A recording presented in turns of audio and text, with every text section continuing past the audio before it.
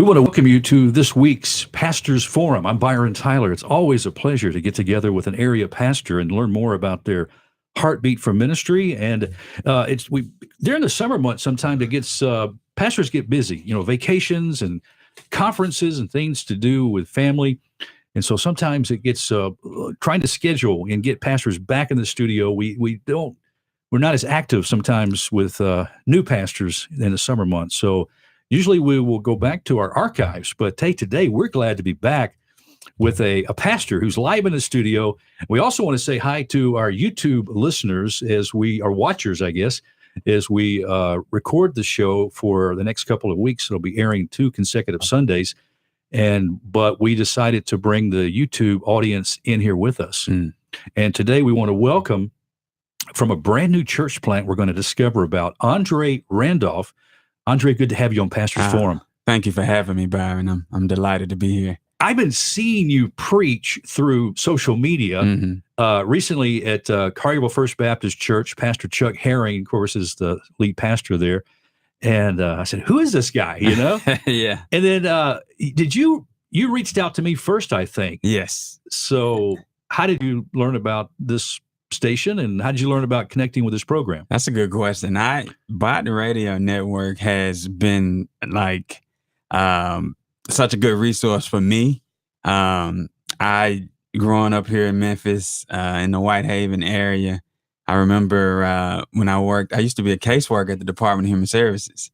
And so I would have Bot Radio Network playing, and it would be my little background music as I did work. And so and listening to all the different the resources and sermons and different shows on there. So this really for me is like a dream come true to be here sitting, and actually being able to broadcast on this network. Well, we're totally honored to have you here and to learn that. Did you go to Whitehaven High School? I did. Did you play football for Whitehaven? A funny story. I went out for one spring training when I was in the 10th grade, and let's just say it didn't go too well. But you look like you'd be a great running back. I know. Looks could be deceiving apparently, because I didn't last beyond that spring practice. So, yeah. Well, I did at Kingsbury Public locally, and of course I was in the band. That's all I could do. I could not make the sports field, but I made the sports field via playing the tuba. Can you believe that? Oh man, I can actually relate it. Yeah, you can look at me and tell I'm a tuba player. But so tell me about your family growing up in Whitehaven, your parents, siblings. Yeah. So I was actually born in West Memphis, Arkansas. My mother and our family, I'm the youngest of 5. We moved over here. My mother actually remarried, and so we moved to Memphis when I was 10 years old, and we moved right into the Whitehaven area. And it was, to be honest, the difference, even though it's just a 15-minute separation by a short bridge, the difference between West Memphis and Memphis was like night and day for me and my family. I mean, at that age, you were how old? I was 10 years old. 10 years old. Yeah. I can imagine a 10-year-old boy looking over the Mississippi River at the skyline of those big buildings and wondering what's over there. That's right. You know? Absolutely. And so there was a sense of intrigue even in my young 10-year-old mind. And yet when we got in school, it was a bit intimidating because we were going into a situation where, for me and my siblings, we dressed different. We talked a little different, so we had to just get adjusted. And like I said, it doesn't seem like it would be that much of a difference culturally from West Memphis to Memphis, but from our experience, it was quite an adjustment. Yeah, I can see that. I mean, coming from a little more rural area because there's farmland there across the river, and things are a little bit maybe. Of course, Memphis is not a big booming metropolitan area itself. I mean, I've lived here all my life. Love the city. And I mean, you got the best of both worlds really in Memphis. You got a little bit of a bigger city feel. Right. But it's also got the small town. That's you run into people and it's not like Atlanta or Chicago. And so I really love the city. Yeah. All right. So, what were some of your dreams when you were attending Whitehaven High School? Some Yeah. thoughts that you might wanted to plan for the future? Yeah. So when I got to high school, actually, um, I knew that I wanted to go to college. I knew that that was part of it. When I actually got into 12th grade, I was introduced to music for the first time, and I had my best friend actually. He introduced me to music, and so I started producing, like these R&B and rap like tunes, and so in high school. My big when and it's funny you use the word dream. My dream was actually to make it big in the music industry. What, as a singer, as a Yeah, producer, as a or producer yeah? of rap and R&B for that matter. And so yeah, that was my. Well, who were some of the people that inspired you music wise? You know what? I grew up. My father. I was a big Motown guy. So Jackson 5, Marvin Gaye. These you could. We have pictures of me picking up a broom when I was 3 years old, using it as a guitar, and so I really credit my father for but yeah, the diversity in the music. We love Hall and Oates, Billy Joel. Like it was a lot of diversity. Was And that from he your was, dad? yeah, he was Yeah. eclectic like that. If I'm not mistaken, I think he, and back in the old doo-wop days, Yeah, he yeah. had a little group that Really? he wanted to, Wow. make it with. So maybe that was some correlation with that. So, But how far in music did you go in way of producing and I guess taking samples and creating new tracks and stuff? yeah, I did that from, I'd say, over 10 years. I was in one shape or another So, you trying to. professionally?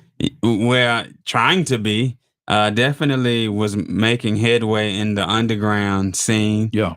Going and trying to. In those days, what you did was um, you wanted to get songs played in the clubs, and I Right. think that this was what we wanted to do. So we would go from place to place trying to get the hit, as they Yeah. say. Right. Okay.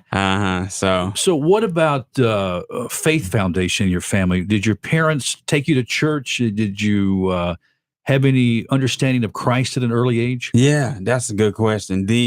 My mother made sure that we was in church every Sunday.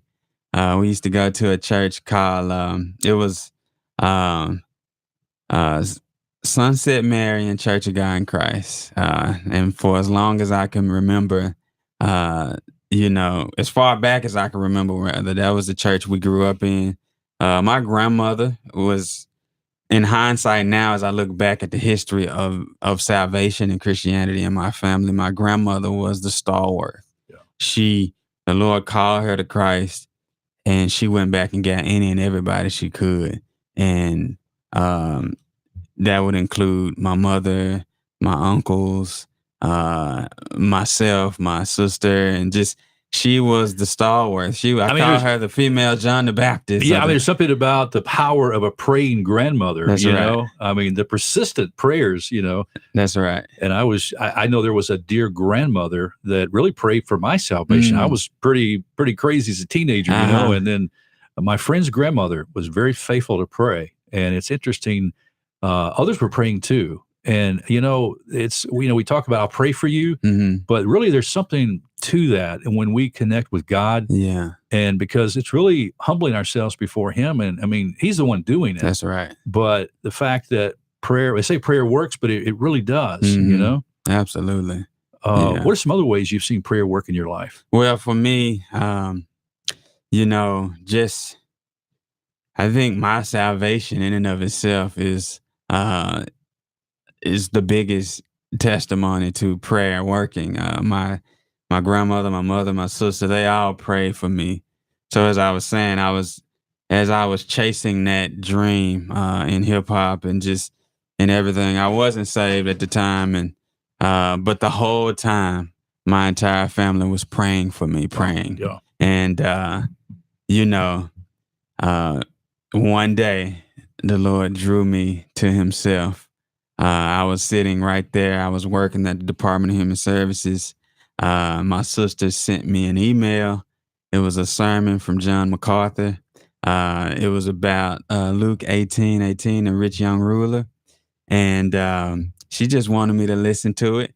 She was listening to his radio ministry, and she had just listened to it, and she wanted my opinion on it. And she had no idea Oh my. that the Lord was going to do that. But when I was at work on lunch break, I had never listened to an audio sermon before, but on the strength of my relationship with my sister, I said, you know what, she's going to kill me if I don't listen to this. So I'm going to listen to it. And Byron, when I put those headphones down, I was a regenerated person. I was saved. And I was never the same after that. I got up. I went to my friend's cubicle and just talked to him. I said, you ever heard this? And he probably thought I was crazy at the time, but it happened right in that moment. And and it does seem crazy when you're on the other side. I remember before, I became a Christian and trusted Christ as a teenager. Mm-hmm. But I remember prior to that, I mean, it seemed like these Christians were really strange people, and this it was just, I couldn't make sense of it. Mm. And so it really was a work of God in your heart, telling you that he loved you and what he did for you on the cross was relevant for you. And really, and maybe somebody's listening right now, watching right now on YouTube that, doesn't understand that difference. I mean, it's kind of hard to explain, isn't it? Right. It is. I think that I know for me, and, a lot of well-meaning Christians tend to, set Christianity before unbelievers as a list of do's and don'ts. Yeah. And, I've had a conversation with my grandmother and others about this, and they just love the holiness of God. They want to live right and they want others to live right. But I think in that zeal, they tend to set Christianity up in front of unbelievers as a list of do's and don'ts. And it not only frustrates unbelievers, but it turns them off to Christianity. And in that sense, it misrepresents, as you were saying, exactly what salvation truly is and what regeneration is and what happens to a person after God actually causes them to be born again. And that reality of now I want to live for Christ. When before, just before that, I wanted to live for myself. Yes. Like it is a very strange happening. It is a mystery. Yeah. But it's something that's genuine and real. It's, when you experience it, it's like if you've never taken a bite of a delicious red apple, and then you try to explain to somebody or ice cream, who's never tasted ice cream, how good it is. And we're talking about something much deeper and more satisfying than apples and ice cream. But I'll tell you what, time on this show is soon coming to an end, and I don't want to leave before we give our listening audience and our YouTube audience too a feel for how to get in touch with you, know more about this church plant, and we're going to go into details in the next program about it, part 2. But again, the program, this Pastors Forum here. How can folks contact you? Is there a church website, Facebook? Yeah. So the website, www.truthandlovechurchtn.com. That's truthandlovechurchtn.com. We are in the process of updating things on there. So check that periodically. Also, you can find me on Facebook, Andre Randolph, one word. And the church plants around the University of Memphis campus, I believe. So we'll be planting right out of that Baptist Collegiate Ministry building, that big blue building on Patterson. That'll be 469 Patterson Street, and right on the University of Memphis main campus. So you can't miss it. Oh, wow. That's a great location. I'll tell you what, I want to learn more. I know our friends want to hear more too about it, but we're going to have to say goodbye on this half of our interview. But friends, I hope you'll stay tuned for next week's program as we bring Andre back on the show and continue talking about this new work called Truth and Love. It's church plant here in the University of Memphis campus area. We've got some details for you, and I hope you'll stay tuned for next week. That's all the time we have on this week's Pastors Forum. I'm Byron Tyler. Thanks for listening. Thanks for watching too, YouTube people. Appreciate you. Bye-bye now.